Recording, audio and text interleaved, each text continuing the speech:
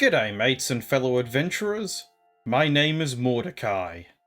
If you want to get your players very quickly invested into your campaign, you can always immediately drop them right into an intense situation, such as a battle against a powerful opponent early on into the session. But whoa, hold on there mate, there's a lot of subtlety and nuance to pulling that off in a way that actually invigorates the party. And those considerations can mean the difference between setting a great first impression that leaves everyone hungry for more, or convincing your players that your table is full of jumbucks. If you want to make such a suitably grandiose start to the campaign, you have to make sure that you do it in a way that's both fun and enticing, and we have any number of potential plots by which to do that. Setting up a nerve-wracking escape from prison sequence, having a pitched boss fight at the tavern, or giving the players a sneak peek at a villain they will be fighting later on. MCDM's The Chain of Akron campaign is my go-to example for demonstrating how to do such a hot start. Let me explain briefly. We have the BBEG or main villain turn up, start to besiege the city the party is in after their failed assassination attempt against one of their lieutenants, then we have an escape sequence for the party and their troops to get out of there. On paper, this is such an easy concept to get right. So let's find out what happens in the narrative I've got where the hot start goes dead cold in the reception. Without any further walkabout, let's take a gander into the often terrifying but sometimes insightful world of r/RPG horror stories. Today's narrative is titled DM throws CR18 creature at level 3 party, and is written by Reddit user Yaldabauf6. My apologies if this is written weird, because this is being written a few hours after the events of this taking place. I don't think the people in my group use Reddit all that much, but this is mostly about the Dungeon Master. So here's a little context, since this happened very recently, all in the span of about a week. A friend of mine who I'll call Xavier invited me to a hardcore campaign. Xavier is someone who's only run one other campaign, and that one was weird to say the least. Now, he had done some prior discussion with the other 4 players, who will be brought up in due time, but this would be a one life type of thing. If your character died, you would be gone forever.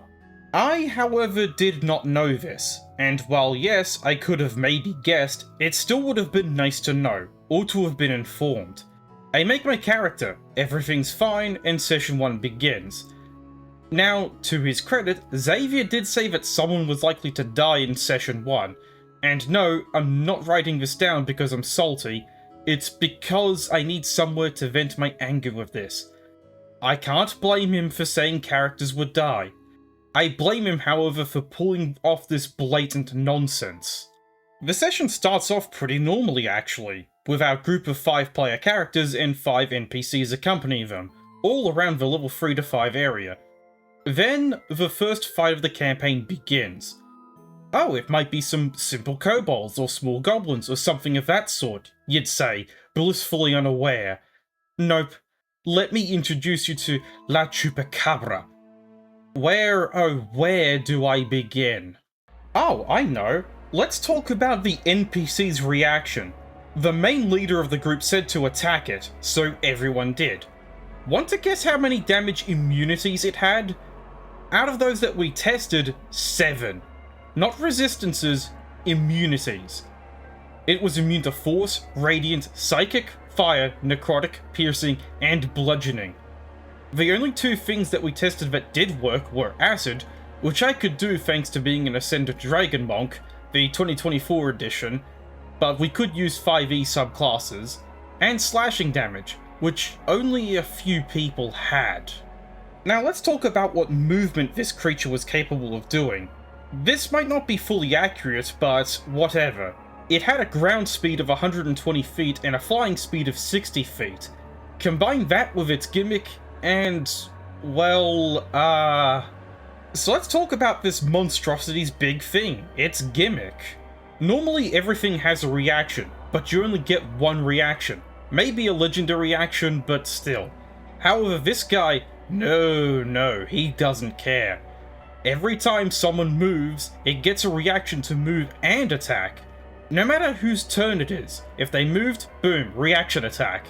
Fun fact, all of its attacks were grapples as well, meaning if you were hit, boom, you're taking pretty much all of your health and you're grappled as well. And it had a reach of about 10 feet as well. Oh, and there's also the thralls from the people it kills. Always a fun part. Let's go back to the NPCs. Near where the fight was taking place, there was a dungeon, and Xavier said to us through the leader that the leader was the only one who knew how to get into the dungeon. However, when my friend tried to make a telepathic connection to the leader whilst he was grappled, he got nothing out of this. Apparently, Xavier put a rule in place where, if the leader was grappled, he couldn't speak, even telepathically. Xavier later said that other members of the group knew how to enter the dungeon as well. He said this after we had spent so long figuring out how to open it in the first place from said leader.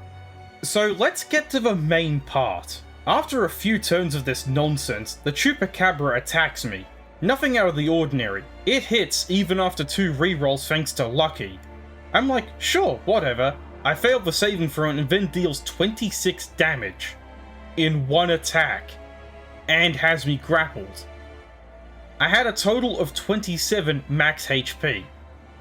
I do manage to get out and try to play support, freeing other grappled teammates and such. Another few turns manage to go by and the situation turns even more dire.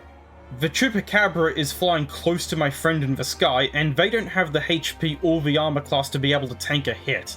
Along with that, they know how to get into the dungeon, so I do the only thing I can think to do. I distract it so that my friends can get inside, and of course, it kills me. It doesn't knock me out, it just flat out kills me. 28 plus damage in a single attack. It does work though, and my friends managed to get inside relatively safely, barring a few missing key organs. Obviously, I'm upset, but I think it's fine, I'll just make a new character. Nope, now I'm a spectator that can't do anything. Great, love to see that. Really, really love to see that. Look, am I to blame for this partially? Yes. After I saw it deal massive damage to me, I should have ran away. However, do I still blame Xavier a whole lot for this? Absolutely. I'm gonna go off on a tangent here, so just skip this whole next section if you don't care. I myself like the idea of this gimmick, and a lot of my friends agreed. An omnipresent killer able to be anywhere at once is a cool idea. However, when you make that thing have 300 HP and immunities to 80% of the damage the group could do, yeah, it's not exactly a great recipe. I really liked the idea of my character, but now, unless I can somehow make another person in my group do a campaign in the same setting, it's gone. Just fully gone, with no chance to come back. I can understand having a boss where you have to run away from it, but if you do that, say before that you have to run, not just thrust it upon your players. Instead of the leader telling us to fight it, he should have told us to run, or to find a way to hide. I'm not a big fan of DMing, I've ran maybe a total of 10 sessions, but even I know something simple like that. To the players, if you're reading this, I'm not blaming you, just that a lack of information brought me here. To Xavier, please balance test. I get if you want to run a hard campaign, but make it fun hard, not just, oh, you moved, so it gets to deal 70 damage to you because it's bored. No, make it actually feasible. If you want us to run, maybe say that. Don't overcomplicate things like this. I'm sorry if this is ranty or just me throwing a pity party for myself and myself only, I just wanted to write this all down. Please go hard on me in the comments, I just need something to confirm that I'm not crazy in thinking that this is complete nonsense. Thanks, if I get more info, I'll make an edit to this page. I want to pause the story here because there's something irritating me. Throwing a dangerous boss that the party are meant to confront later, if at all, right at the start of the campaign, it's great for getting the adrenaline pumping. It also helps sell the idea that the world is a dangerous place, in which they have undertaken adventuring of all jobs to make ends meet. Well, there is certainly some selling going on right here. What I am being sold as the narrator is that this boss mob, this omnipresent killer, is so ridiculously powerful that every single tavern, job board, and so on should have had warning posters alerting adventurers and the like to avoid this creature at all costs. But I am also being sold that the DM is tripping out with a deliberate misinterpretation of cryptid lore. Let me explain. A chupacabra is a cryptid described as this boar-sized goat-like alien creature that stalks farmlands at night and sucks the blood out of livestock, somewhat like a vampire, except there's nothing in the folklore that suggests it is vampirism. I guess this particular cryptid somehow mistook a few dragons for livestock instead, and this is the result? Oh, I'm sorry. That was assuming that there was some explanation for why this particular chupacabra was immune to most forms of damage and was able to move and attack as a free reaction, which, by the way, is a bad gimmick. There is nothing wrong with taking inspiration from history and folklore for world building, but it does have to be kept reasonable. It is also worth remembering that in a fight between a chupacabra and a wendigo, the winner is the drop bear. Every time, without exception. It's a shame, because I can appreciate what Xavier wanted to pull off. This hot start to a high-stakes game where death is certainly a constant risk, and there are powerful foes to confront that force the party to think on their feet and adapt to the situation. Let's address the Tarrasque in the room though. The reality is that this boss and the encounter around it was designed in a thoroughly evil, deranged, and sadistic manner. NPCs, context clues, and descriptions, these are all aspects that create this push and pull effect in how players and their characters engage with hostiles. Having NPCs, especially those in a leader position, tell you that they are to fight and kill the creature, and then bravely charge it to do battle with it, this creates the push that the party is to fight, that victory is attainable. On the other hand, having these NPCs slaughtered immediately would give the party the pull to make a retreat.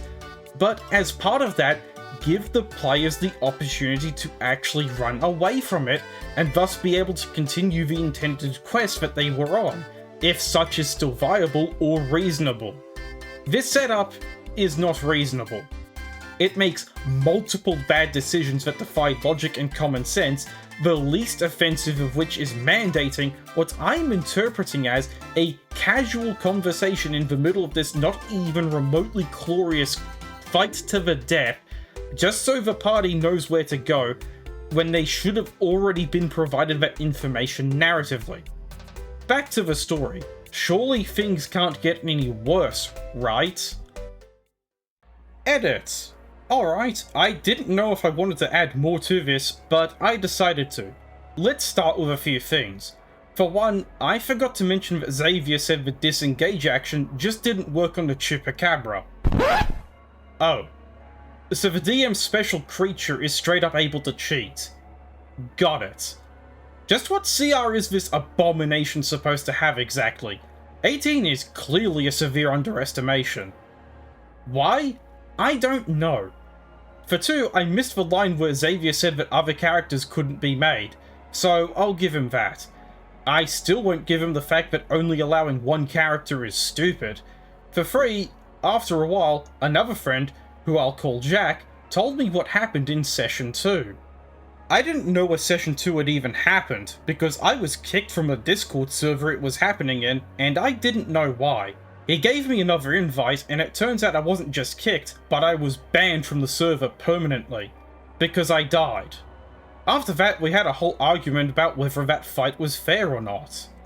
I'm not gonna bore you with all of the details, but here are some of the reasons why Jack thought it was a fair fight.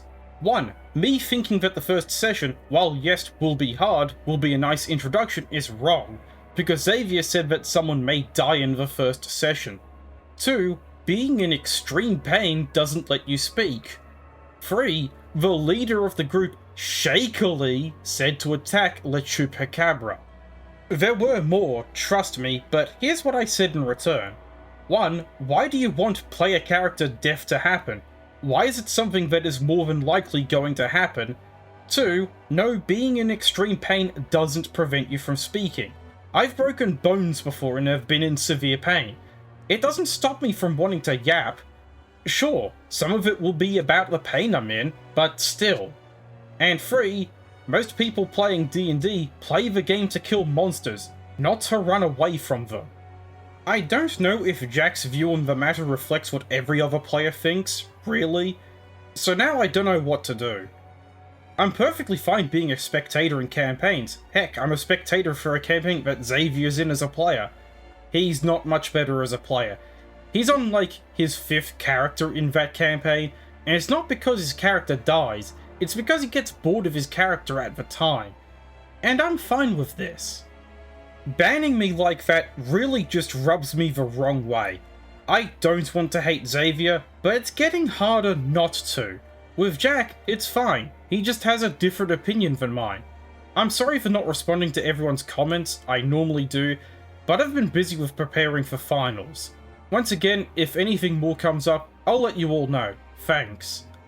In summary, the DM throws a CR18 creature at a group of level 3 to 5 characters, expects us to find a way to escape from it, and one of us doesn't. And that's where the narrative ends. Most unfortunately, mates, there's too much for me to go over to be able to effectively condense this down to a few neat paragraphs. Instead, you're getting the full-on forensics enthusiast breakdown. There's no other way of putting it. Let's not beat around the bush. Xavier's campaign is most likely doomed to failure. I get that Xavier wants to run a hardcore characters only have one life game, but having your players only have one chance to have a character is fundamentally a bad idea. There are many reasons why, but the reason I think will make the most sense to people like Xavier is that, mechanically speaking, this creates a situation where any player can be hard targeted for elimination at any time. Because when their character dies, they get banned from the server where the campaign is being hosted and can't rejoin. And if the poorly designed, and I'm being generous, Chupacabra is anything to go by, it's a matter of when and not if the party shrinks down to one last player, before it all inevitably ends in a manner that I'm predicting is going to be unsatisfying at best. There is a silver lining, if you can call it that, considering how Xavier seems to treat his actual characters when he is a player in a campaign, you know, as something to be replaced when he gets bored. I seriously doubt that the Chupacabra would ever turn up again should this ill-considered ultra-hardcore campaign somehow continue. I also find it intriguing that one of the other players thought that this was somehow a fair fight. After all, there was this tiny, easily missable hint that the players were meant to flee. Wait a minute, this was an invincible enemy that could easily outrun the party twice over and had infinite reactions, and was able to take 2 actions, moving and attacking, as a single reaction, which is not how Newton's third law works. And it was straight up able to ignore people using the disengage action, and thus was always able to do this mobile grappling attack. From a pure mechanics standpoint, this was never a fair fight, and not just because the creature was using some thinly veiled parody of God mode like something out of a video game. This was an encounter designed to outright kill at least one player character. There's no getting around that. With that, let's examine why the Chain of Acheron's boss mob encounter with Ajax the Invincible in session 1 of their live-streamed campaign worked. In one of the campaign diaries on his main channel, Matt Colville explained that the opening session and initial arc was discussed with the party ahead of time before the session. The players knew that the B-Beg Ajax was going to show up, and that the party would need to retreat to reorganize and figure out what to do when the initial quest went sideways. It is also worth mentioning that Ajax is far from invincible, despite being called Ajax the Invincible, able to be feasibly beaten way later in the campaign. However, the characters that the players were role-playing as had no clue that this was going to happen, and Ajax turning up like he did was handled more akin to a cutscene. The player characters themselves were never directly drawn into battle with him. I can't deny that this discussion with the players ahead of campaign starting was a huge factor in how well the campaign started. However, that doesn't mean that this is the only way to make this work. If the party is meant to run away from your scary boss creature, make sure that the characters understand this through context clues, and actually give them all the chance to bolt and live another day. If the NPC leader says to attack and the players are to run, make it obvious that the guy is making the incorrect decision. Don't make it so subtle that maybe only one player picks up on the hint. And if the party doesn't pick up on the hint, make that hint more obvious. And don't just say, but my creature has a natural invincibility that renders him immune to all damage. And not just because that's embarrassing even as a child creating a creature. When I was a child, I was taught that giving imaginary creatures a weakness was helpful in making them more complex and interesting. It was true back then, and it's true now. Not even Tiamat is invincible to the degree this abomination is. Ajax gets a free pass only because Ajax the Invincible is a title meant to intimidate his foes. I mentioned in the pause for this story that what the DM puts in front of the player characters creates this tug that can guide decisions and actions, which can sometimes lead to railroading, even unintentionally, but that is its own discussion, because there's any number of ways to do that both well and poorly. However, the railroad does not matter if the players aren't invested, and throwing a blatantly invincible boss monster at the party with the intention of killing one of the player characters is a very fast way to eradicate that interest. And it's even faster at removing players from your one character only campaign.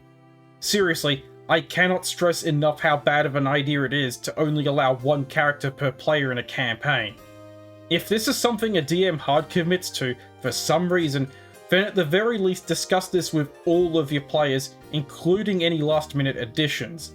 And if you really want to commit to having a player character die in your first session to sell the stakes of the campaign, either discuss this with a player who is happy to have a character of theirs die early on, or give that player whose character has died the option of having a second character as a one-time exception to the rule. Thank you for watching the video. If you like my content and want to see more or wish to support the channel, please hit the subscribe button, mates, and maybe leave the video a like. It's free to do, and every bit of support is highly appreciated. Once again, mates, thank you all for watching, and I shall see you all next time.